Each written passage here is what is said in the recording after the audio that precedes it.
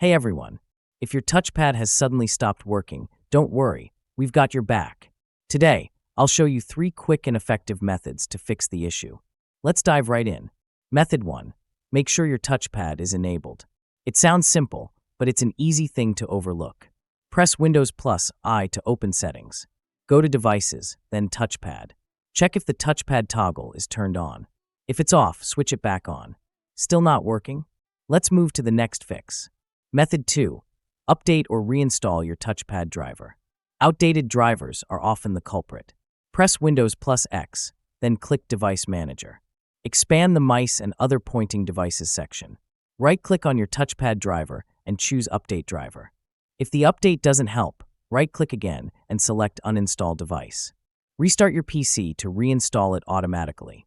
This fix solves the issue most of the time, but if not, let's try the final method. Method 3. Check for Windows updates. Sometimes, a system update can fix compatibility issues with your touchpad. Press Windows plus I to open settings. Go to Update and Security and click on Windows Update.